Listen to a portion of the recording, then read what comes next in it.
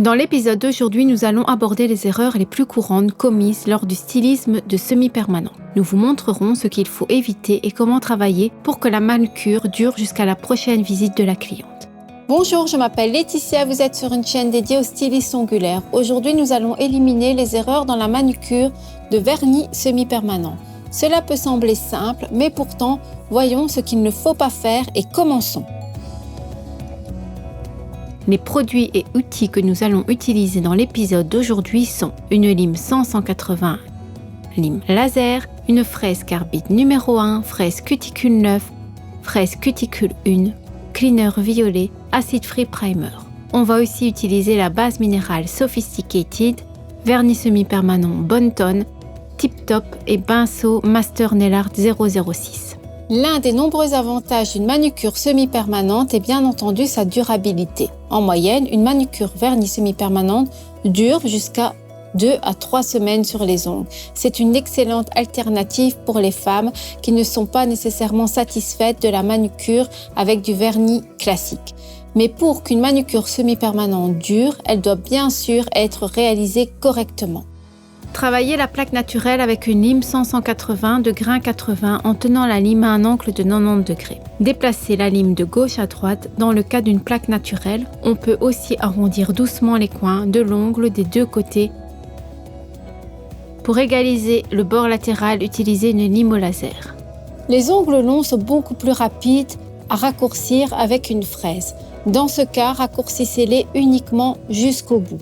À partir de là, utilisez uniquement la lime, sinon votre cliente risque de ressentir des brûlures et une gêne. Cherchez la fraise carbide numéro 1. Réglez la vitesse pour un teint d'environ 15 000 tours. Raccourcissez les ongles avec la partie centrale de la fraise en travaillant de gauche à droite sous un angle de 90 degrés. Prenez ensuite une lime 100-180 et raccourcissez les ongles à la longueur désirée.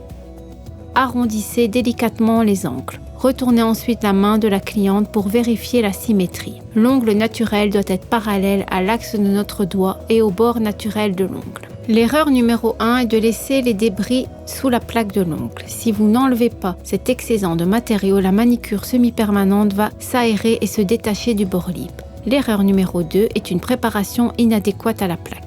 Avant d'appliquer un autre vernis semi-permanent, vous devriez enlever tout le matériel de la manucure précédente. L'ancienne pâte commence à s'aérer au bout d'un certain temps. Il faut donc enlever pour que la manucure dure jusqu'à la prochaine visite. En travaillant sur la pâte, essayez de travailler dans un endroit au maximum 2 fois. Ce faisant, nous matifions la plaque. La troisième erreur consiste à ne pas retirer les tissus de la plaque de l'ongle. À l'aide d'une fraise numéro 9 à une vitesse d'environ 15 000, enlevez et soulevez le bord de l'épiderme. Travaillez de gauche à droite.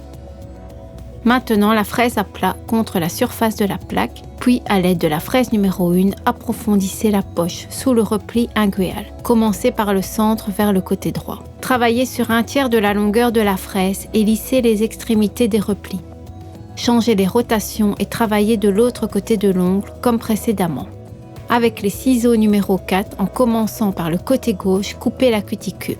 Tenez les ciseaux à un angle de 90 degrés par rapport à la plaque. Coupez avec les extrémités des ciseaux millimètre par millimètre en prenant soin de ne pas déchirer les tissus. Lissez la peau sèche au-dessus du repli avec la fraise cuticule numéro 1. Travaillez avec très faible vitesse sans toucher la plaque d'ongle. Dégraissez avec un coton imbibé de cleaner violet. L'erreur numéro 4 est le choix d'un nettoyant inapproprié pour l'ongle naturel. Si vous optez pour un produit contenant soit de l'huile d'olive ou du beurre de karité, c'est-à-dire qui est destiné à la finition d'une manucure semi-permanente et non au dégraissage de l'ongle naturel, cette manucure ne durera certainement pas très longtemps.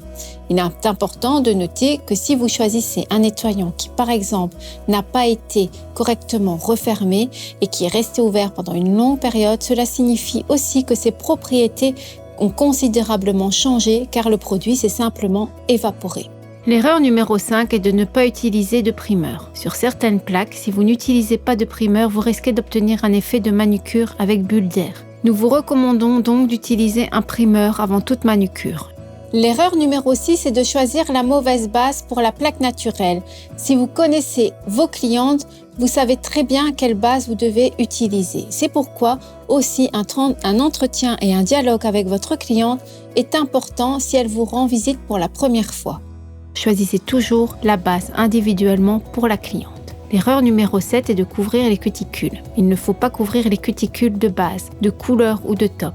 Ainsi, les ongles seront couverts de bulles d'air, ce qui favorise les allergies et les bactéries vertes. Commencez à appliquer la couche de base à la hauteur d'un tiers de l'ongle naturel. Poussez ensuite le produit jusqu'aux cuticules en laissant un espace d'environ 1 mm. Appliquez une fine couche sur toute la surface de la plaque en sécurisant le bord libre. Si les ongles sont fins et déformés, ajoutez un peu plus de produit et renforcez la plaque en faisant durcir pendant 30 secondes sous la lampe. L'erreur numéro 8 est une couche de base inégalement répartie. Si lorsque vous étalez la base, elle est plus épaisse à un endroit et trop fine à un autre, les ongles seront ondulés et vous n'obtiendrez pas une ligne de lumière parfaite. De plus, comme il y aura moins de produit, les ongles risquent de s'aérer et la manucure semi-permanente de s'écailler. Tant que vous ne faites pas durcir la couche de base incorrecte, vous pouvez encore sauver la manucure et égaliser la surface afin qu'il ait la même quantité de produit partout. Un pinceau fin est parfait pour cette tâche. Si vous appliquez une couche de base qui est trop épaisse et que vous ne faites pas attention à cela, ou que si votre cliente est tout simplement trop rapide et fait durcir l'ongle trop vite sous la lampe, vous pouvez toujours y remédier. Il suffit de nettoyer la couche de base avec un coton imbibé de cleaner violet, de travailler l'ongle avec une lime ordinaire et d'appliquer la couleur. Et le tour est joué. La même procédure s'applique également si la couche de base est trop fine. Il faut ensuite réappliquer la couche de base, la répartir uniformément sur l'ensemble de l'ongle, la faire durcir sous la lampe, ce qui ensuite est mieux pour appliquer le vernis semi-permanent. Le fait de laisser et de durcir les bulles génère un aspect impermanent. En outre, si vous choisissez des ongles du style natural look, des saletés disgracieuses apparaîtront à la base des bulles après un certain temps. L'erreur numéro 10 est d'appliquer le vernis de façon imprécise, négligée et inégale avec un grand écart par rapport aux cuticules. Commencez à appliquer la couche à la hauteur d'un tiers de l'ongle naturel, poussez ensuite le produit jusqu'aux cuticules et concentrez-vous sur les côtés de l'ongle. Essayez de vous approcher le plus près possible des replis inguéos en faisant attention à ne pas les couvrir de matériaux. À l'aide d'un pinceau fin, ajoutez de la couleur près des cuticules et près des replis latéraux. L'erreur numéro 11 consiste à appliquer une couche trop épaisse de vernis semi-permanent. Si vous appliquez une couche trop épaisse, le produit ne durcira pas correctement et risque de se rider. Retirez l'excès de vernis à l'aide d'un pinceau égoutté contre l'intérieur du col du flacon, puis étaler le produit uniformément sur toute la surface de l'ongle. L'erreur numéro 12 est une ligne de lumière inégale et de laisser le vernis semi-permanent dans la zone près des cuticules sans les couvrir de top. Appliquez le top à la hauteur d'un tiers de l'ongle naturel et répartissez-le sur toute la surface. Ajoutez ensuite une petite quantité de top et utilisez un pinceau fin pour égaliser la ligne de lumière et la zone près des cuticules. L'erreur numéro 13 consiste à limer le bord libre juste après avoir terminé la manucure. Si vous limez le bord libre qui vient d'être protégé par une couche de top, vous pouvez être sûr que le vernis semi-permanent va commencer à prendre de l'air à partir du bord libre et s'écailler. Fini, voici une manucure semi-permanente réalisée de façon correcte et en toute sécurité. Et c'est la fin de notre épisode. N'oubliez pas que nous sommes là tous les mardis à partir de 17h. N'hésitez pas à me laisser un commentaire si vous rencontrez encore des problèmes dans la procédure de vernis semi-permanent. En attendant, merci pour l'attention et salut!